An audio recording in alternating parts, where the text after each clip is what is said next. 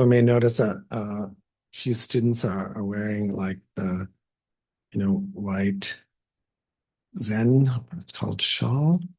So that is traditional to be wearing when you're on retreat.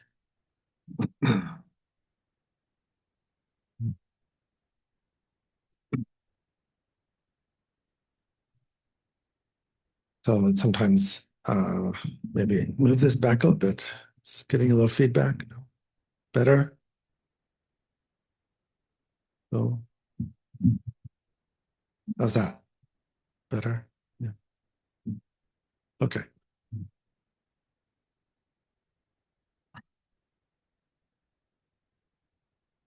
The tradition probably goes back to the uh, yogis that would be brave enough to walk from India to Tibet.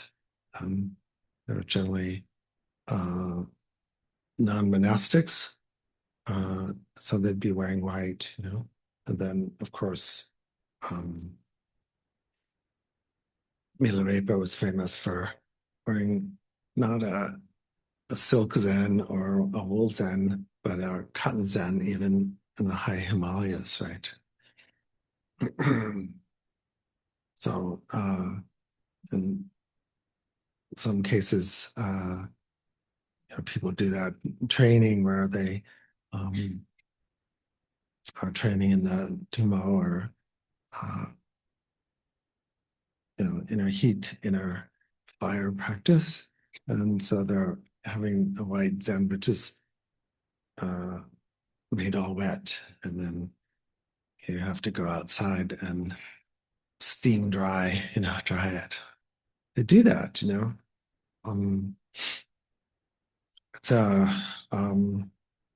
particularly strong practice among female yogis in Tibet too. So the chip practice and the inner fire practice seems to go together. In any case, I thought it would be good for students to be thinking, oh, I'm taking refuge in Bodhisattva vow, so I'm kind of on retreat or refuge from ordinary ways of dividing up the world. So uh, when years ago, and I'm thinking, what, I don't know, 2006 or something, we went to receive Guru Samaja from Chöd Rinpoche at Seychenling.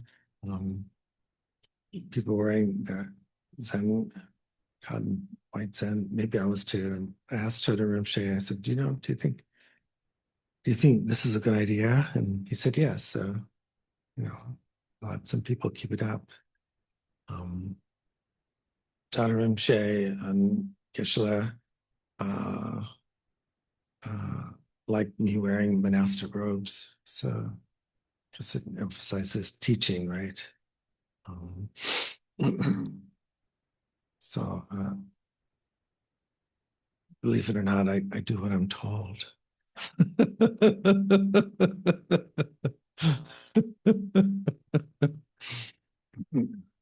So generally, like there's always on yogi robes, there's always a fringe like that. So you have a fringe on yours. Where monastic style robes or there's no fringe. It's flat. It's kind of all over like that.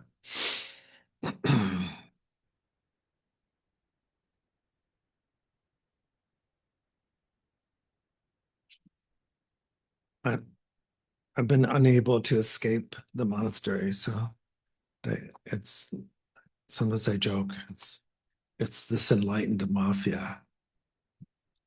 They're just gonna come after you no matter what. So fine, that's fine.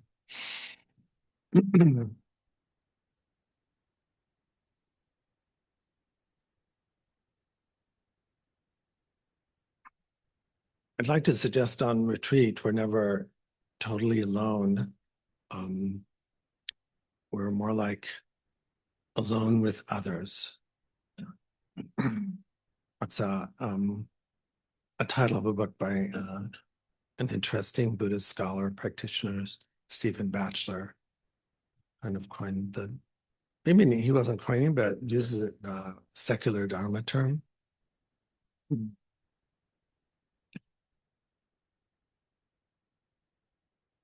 So when we're on retreat and I say we're never totally alone, I'd like to suggest that the aloneness is the experience of aloneness is the Buddha nature, the Dharmakaya, the Sambhogakaya and Nirmanakaya are like our personalized bit. Our companion I mentioned maybe last Sunday. Does that ring a bell? Oh, good. Yeah. So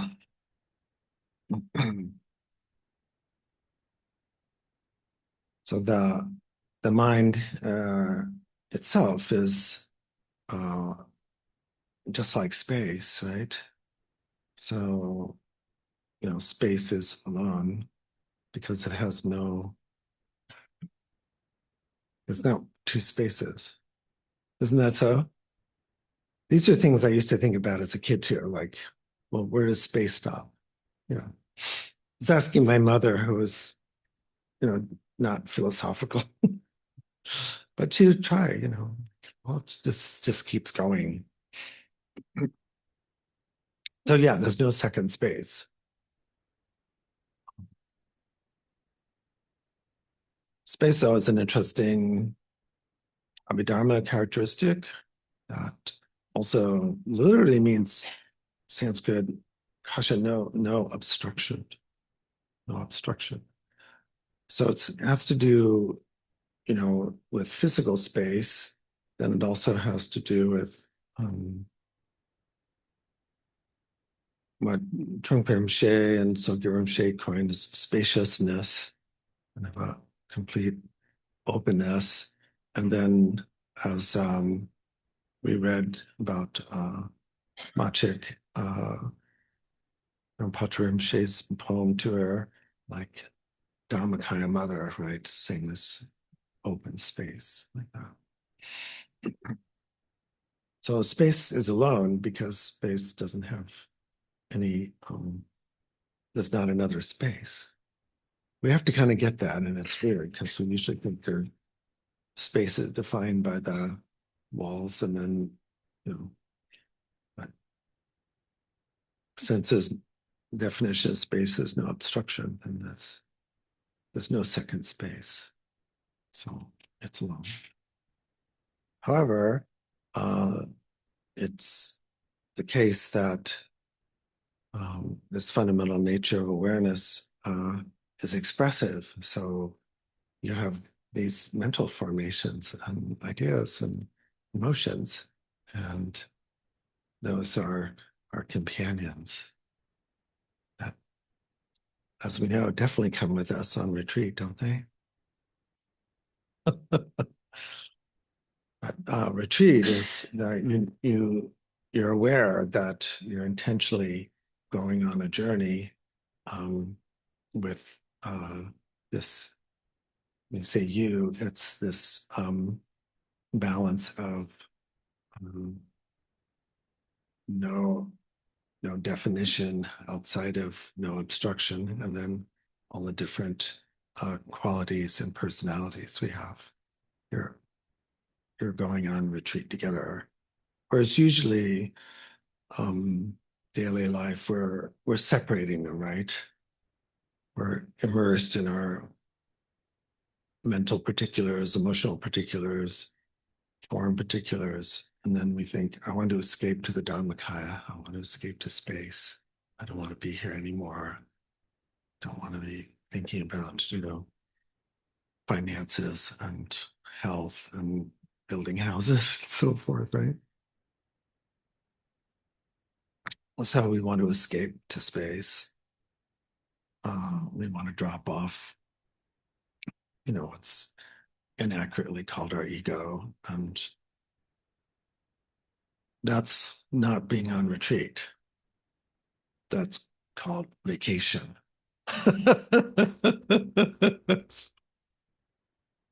Otherwise known as trance states, right? So if we're doing enough shamatha of vipassana practice, you will attain some mastery of shamatha, and then you could decide, okay, now I'm going to do the meditations on the form realm, and then the meditations on the formless realm until you reach the Akanishta heaven. By the way, are we transmitting? Are we? Yeah, good. Do we have a lot of people signed up? No, good. Okay, good. So in traditional yoga and which we've absorbed, like there was something useful to do, which I think it can be useful to do the deep trance retreats, the jhanas, like that. However, I'm calling that vacation and not retreat because when you return from vacation, well, you've got the same job, right? And we need vacation. We need trance states. We need sleep. Sleep's a trance state, correct? Mm-hmm. And, I do believe in the spa. The only, we're doing so much here now. We're doing this afternoon contemplative dance. We're doing kirtan, um, doing meditation and recovery and a meal together, which is our version of doing the Gana Chakra silk offering. But we still don't have like a sauna and a spa. That's I don't know. I don't know where ever get that. So when I was studying with Sasaki Roshi, that was a complete requirement. So at Bodhi Mandala in New Mexico, there was a natural hot pool. And Mount Baldy built its own bathhouse, So after sitting for 16 hours, it really felt good to get into like 112. Then you get out and it's kind of red. So vacation is important. I mentioned earlier that doing the healing practices, the relaxation practices, gratitude practices, that just receiving practices are extremely important. So, maybe sometime we'll have that. But going on retreat means that you're bringing everything with you, right? And you're bringing the right balance of ultimate nature of awareness, the spacious quality that has no limits, and you're bringing your companions with you, and you're keeping that those two together. So going on retreat feels like being on a journey. So that's why we can say during our regular lives, we're on retreat because we're being everything with us and we're seeing it as a journey. If it's a static situation, then you're going somewhere and then you're coming back, which is important. I want to go somewhere. We go to Lotus View and we come back. And it's a retreat because we're bringing both things with us. But overall, our bodhisattva path, our tantric bodhisattva path, particularly, should be like journey. Then the retreat aspect doesn't have like I'm going somewhere and then I'm coming back. So the retreat aspect is total journey. This is the full Dzogchen experience, which is hard to communicate when we're used to doing Lamrim practice, So the style of practice at Lotus View seems to have maybe a little bit more fluid than you know not talking and being exact, right? because that's Lamrim-style. Lamrim-style is, meal starts here, stops here, you're very structured like that. But a Dzogchen style retreat, Mahamudra retreat, is that we've already got that down, we know how to do that. Now the hard part is how to flow, how to dance through the journey. So journey is the most difficult, but it's also the one we're doing here at Lionswear. So it's journey retreat rather than go somewhere and return retreat. So I would include even your go somewhere and return retreat as part of journey retreat because we're taking our uh, spaciousness and our companions along with us, alone with others. Hmm. So if you have that kind of view then of journey, then you can say, I'm kind of constantly on retreat in a way, because there's this sense of aloneness and phenomena at the same time. Kind of like you're alone, and then there are other people there. For me, it's a little bit like riding the New York subways. We don't have subways here, so maybe the metaphor doesn't make any sense. Who's ridden subways? Oh, everybody. So it's kind of alone with others' experience, don't you think? I don't want to be too curious. But you're kind of, they're there, you know.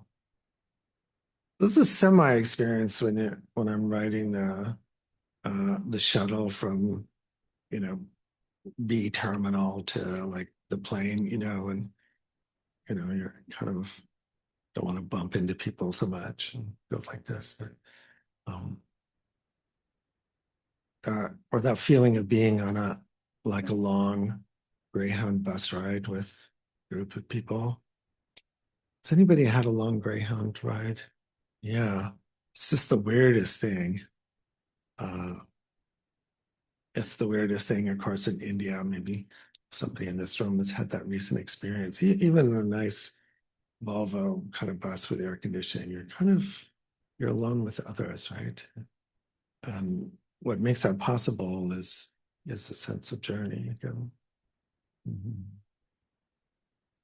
Whereas if it's static, then you start thinking, I don't really have to, I can either merge with people or be totally alone.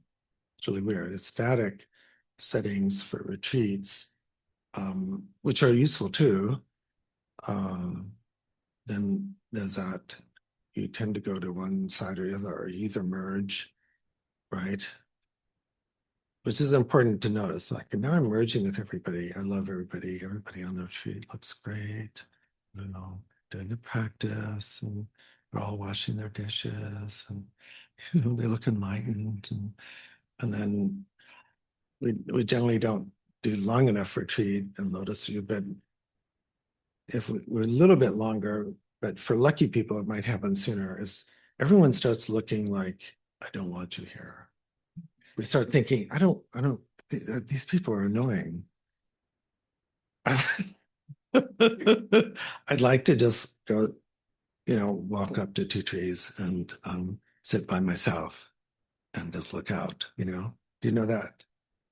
So either side of the polarity is not the true retreat, but it's good to experience both sides because until we know like that's, a side where I want to merge and that's a side where I want to totally be separate, uh, then we set up the polarities and then we want to be in the space in the middle for the real retreat, right? So it is useful on retreat to kind of think, I'd like to just be alone, even though there are a bunch of people here. And then it's also useful to feel the other pole like, God, I just love everybody. I'm so grateful they're all here. They all seem to be, illuminating as the Dharmakaya. I can't believe it. It's fantastic. Everyone looks beautiful, smart, and sexy, that kind of. So, but that's just one polarity. That's just one, side. And that's so. Yeah. So on the real retreats, we developed this huge spaciousness. So that's dynamic and moving so that we can experience that kind of merging state of everything's fantastic. And then the other side where we just want to be alone. Leave me alone. I don't want to talk to anybody. They knew what I was thinking. I'd be good. So Buddha talked about dynamic and journey retreats the most because then uh, you go like this. So Lamrim retreats are don't, don't, like that. That when we're doing a Mahamudra-Dzogchen retreat, we have to, feel the polarities to develop the real space, and then the energy has to go like this, right? It can't, you can't sail right into the wind. You have to like this way, like so that's why we do all the inner yogas and practices. Because things they don't go like this. They go like this. Isn't that weird? So when they make those kind of snake-like movements, then it feels like a journey, doesn't it? Mhm. But it's also important to do Lamrim-style retreats too, which we've done here in the city, where things seem more linear. But some things are linear, and some things require, like you staying on the right-hand side of the road. Do you agree? We don't want people weaving in the road.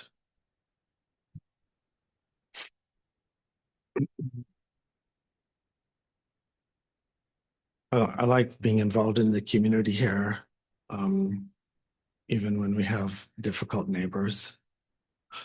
You guys don't live here, so you don't see everything. I thought, like part of our journey is including the other people, the whole neighborhood.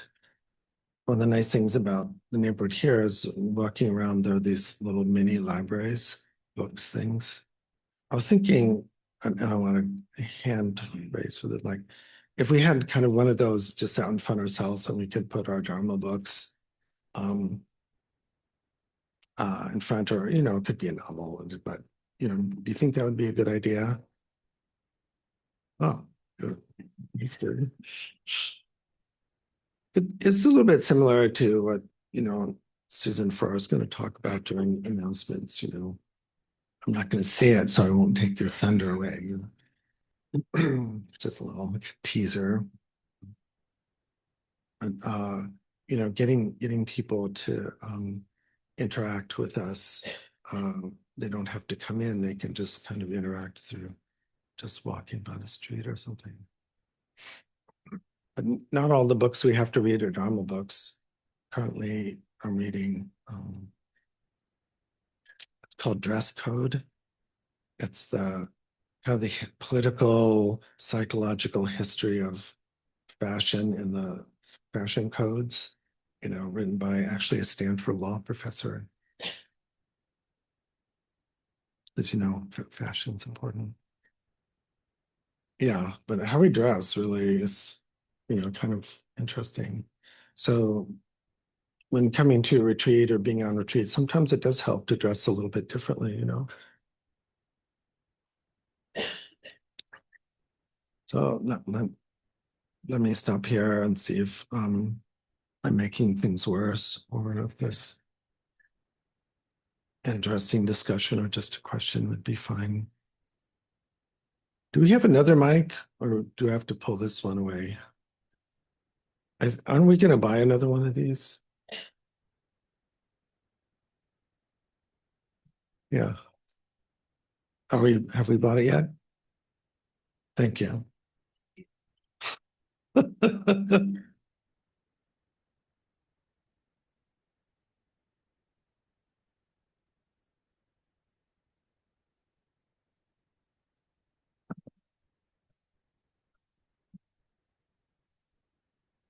Hello. Mm.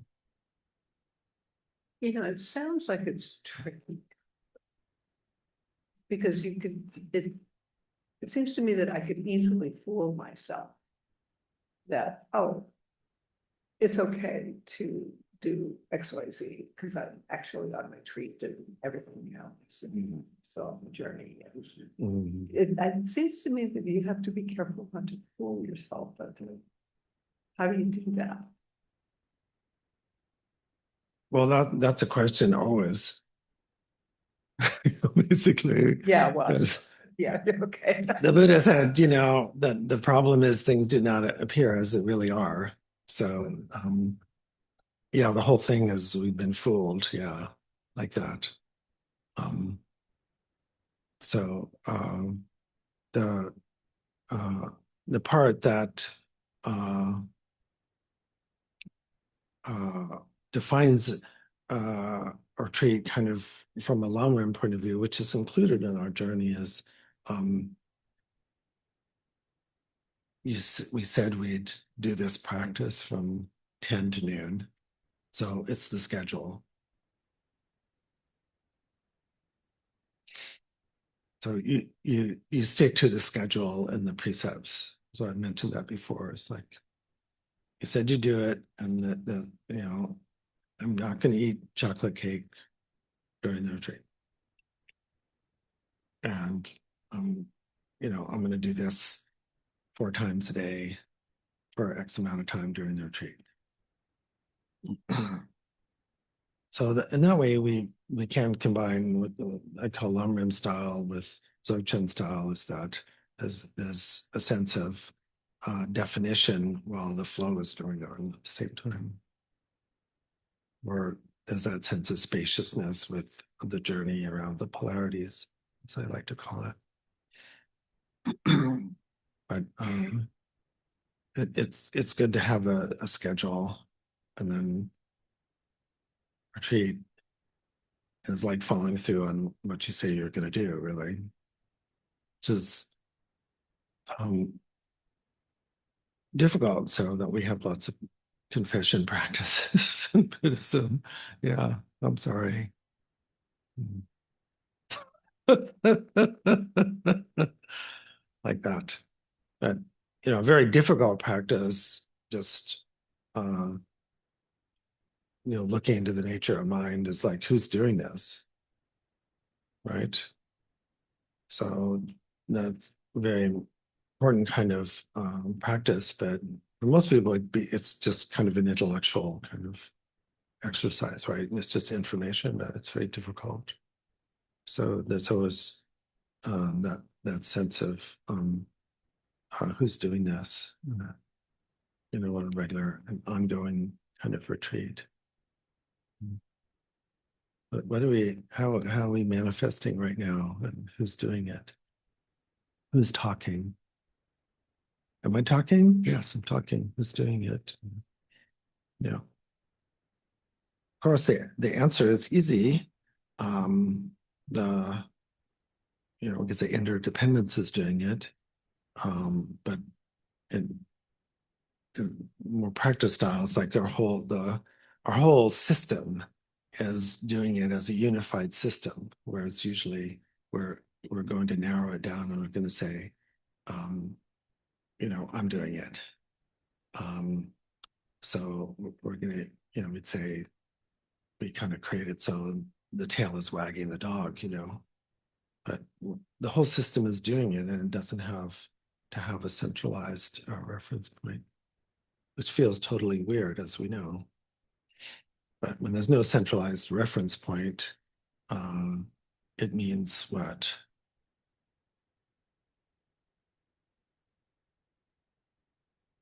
Yes. Well, there is the personal self still. You still have your companion. It's just very spacious. So there's room, like there's plenty of room for, like everything. That's the way it feels. It's just plenty of room. So all our different selves can be included too.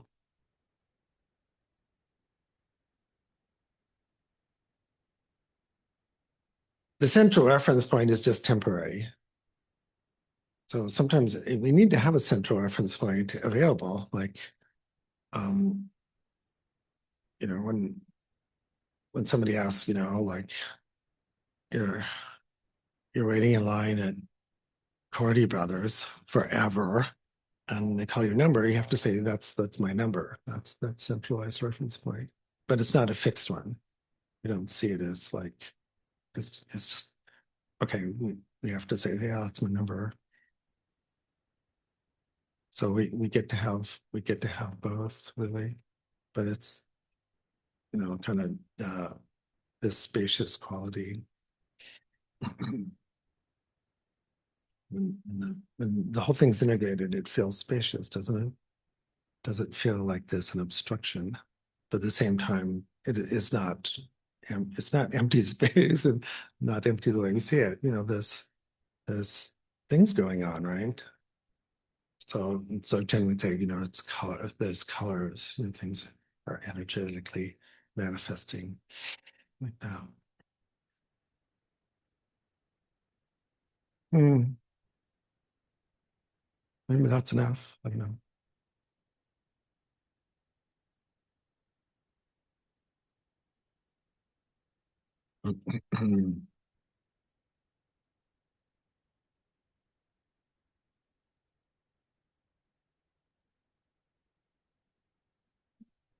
Interesting experience. Hmm. Curious to be more play some Buddha happening to believe. I've been on here. Uh,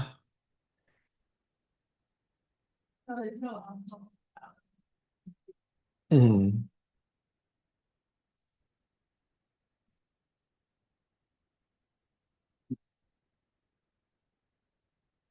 Sure.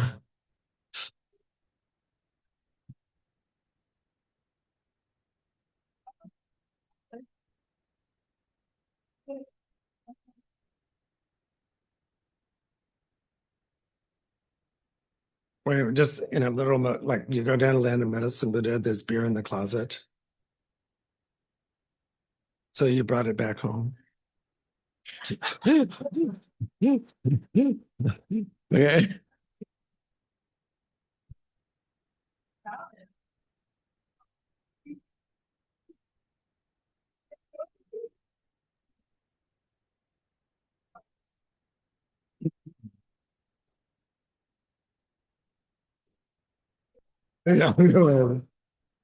Was there any Xanax? Like, oh, okay. Adderall. Yeah. Yeah, well, that's weird on the floor. It could be prescription. It is possible that someone was doing protector practice just to be generous to whoever was there, and they're, you know, they're pouring beer and, you know, Seracom, you know, lots of times in, you know, our tradition, Gaelic tradition, you're using like black tea or something, but occasionally, you know, people are, you know, you're pouring beer or whiskey, offering to the protector deities like that. Just to be generous, you know, but yeah, maybe, huh? But less beer at that point, you know, but um, yeah, who knows, you know, it's like karma's our only Dharma police, really. So yeah, so you could use it for protector practice, just whatever. Interesting, and yeah. Yeah, when we stay places, you see interesting things. Yeah, yeah.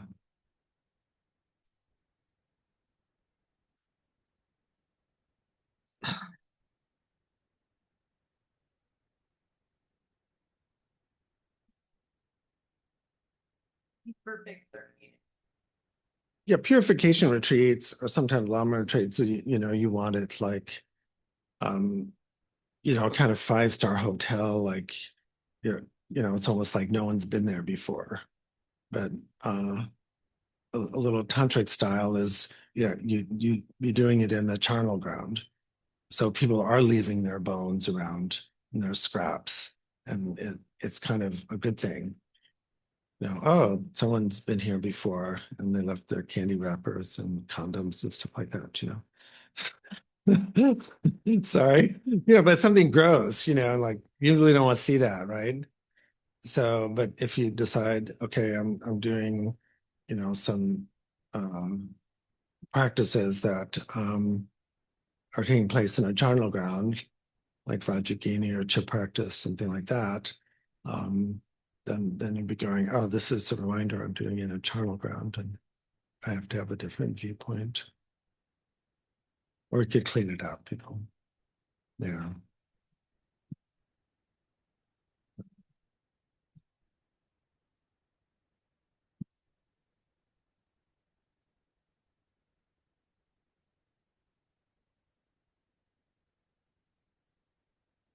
Actually, I think we're getting 2 new microphones, right? Okay. Getting a pair? Yeah, I'll take over. We're getting a pair. Talk to your dad. So, gentle reminder, it is a little loud when it's this close in here, but when it's this far, we can still hear in-house, but we can't hear it in Zoom. So we do need to remember to keep this close.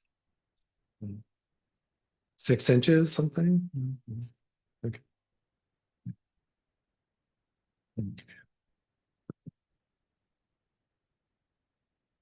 4 inches. 4 inches away from the mouth. Okay. Or what? Or 4. Yeah. Yeah, right. Place this like this. All right, does anyone else have any questions? La, la.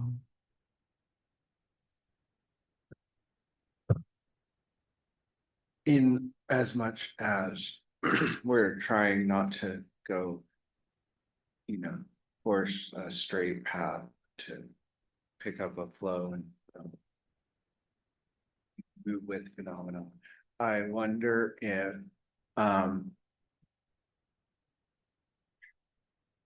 if most of that enlightenment or picking up that flow comes from your teacher or comes from within,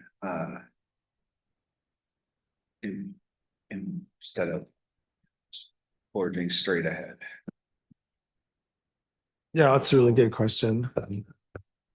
Thank you for holding the mic correctly. It definitely is a interdependent thing. But in our tradition, we do put an emphasis on having some kind of mentor model or Vajraguru, to inspire us and sometimes criticize us. But still, the majority of the energy has to come from us, right? Maybe at least 51%. So it's always going to be like, what amount of effort are we bringing to the situation? Always, yeah. Good question. Yay. Larry has a question. Or comment. Or complaint.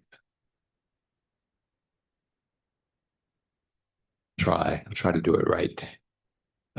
So I like the description of the topic today, where it said if our practice is too fragile, it's not that good. We want to be involved in the world, in life, and still have clarity, still have mindfulness, still be aware of what's going on, and if I am, and it's a degree I am, then I'm not thrown around by the waves of basically my own thinking. So I have to keep a close eye. I have to be very mindful of my own thinking because it can throw me around. If I notice it, I can say, yeah, oh, there's my old friend, fear or whatever it might be. Notice it doesn't have much power over me, but if I'm not mindful, I can get. In fact, last week was interesting. Well, it was interesting in a lot of ways. One thing, it was interesting playing at the Expressions Friday because it's kind of a new way of playing for me. First of all, playing solo. Secondly, playing instrumental jazz stuff in a completely different environment with people actually listening. I play a lot of places, but most of the time people are not really listening. Not like they were Friday. It was great. I love it.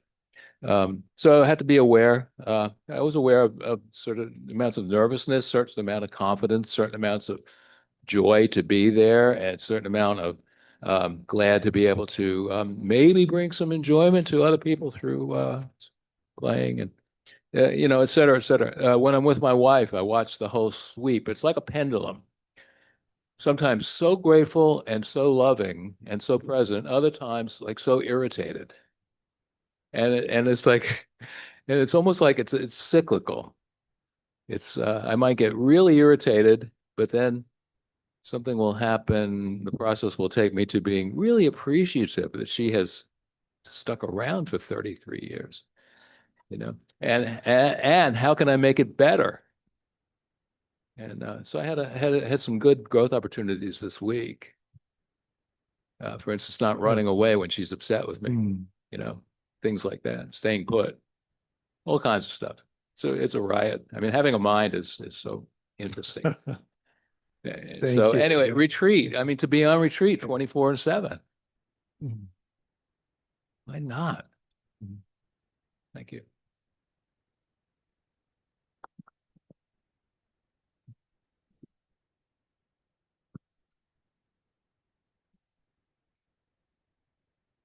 So closer. So to what degree is being in touch with our own mind part of this being on retreat in the Dzogchen sense? That is observing, catching, oh, here I go again, or, oh, I really did a generous thing. Is that part of the process? The kind of introspection and mindfulness aspect is, kind of always going on as a thread. For sure. We must have that in a way. But the idea of retreat I'm putting out is like the overview of what we think we're doing. Like that, a certain kind of view, and which is the balance of, what we call personal self, transpersonal self, Buddha nature self. When they're in harmony, and there's this overall spaciousness, then there's that being on retreat, like that. So, but like there's of course the journey to retreat too. So we have to prepare for retreat. So just like in the 5 paths, we talk about this, the path of accumulation and the path of preparation, and then the path of seeing, and then the path of meditation, till path of Chöd Rinpoche described it as like really Buddha or no more learning. So there is a progression to how we do this, the practice. I'm suggesting that we consider a retreat from a dynamic standpoint of not just a static standpoint or not just technique particularly. Yay. I don't, it's always like, I don't know, does that do it? But there's always more, right? Of course. A couple of weeks ago, because of Omar Ford, like who's donated a lot of things. This mala came with it, So I want to find out whether, uh, she's saying it is Uma, like central channel. It's just Uma, just like a nickname. Good. Very nice. Oh, is that it? Okay, thank you for clarifying that. Okay, so it's this grandmother. Yeah, how sweet. No, I don't think so. I think it's that. Yeah, okay, good. Okay. So one project we could have is people could build like a retreat mala. These are nice projects like stuffing mantras and statues and stuff like that, So I'm wearing just a regular mala that just, small and doesn't have any counters. This one has counters on it. So if you say, okay, I've got to do like 100,000, then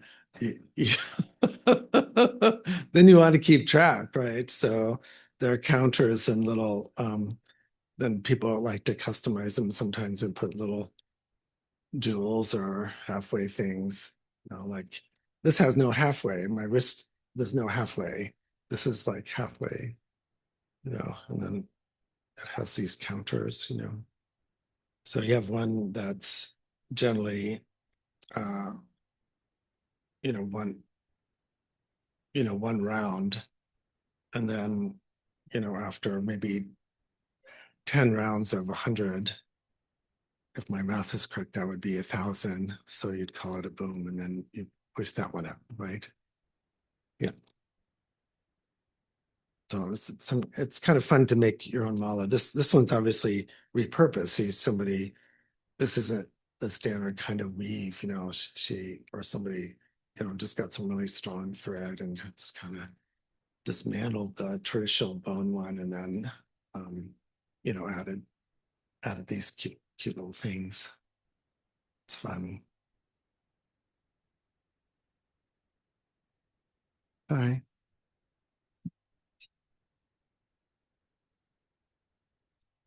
FYI. The turquoise on the back of your neck is supposed to absorb poisons.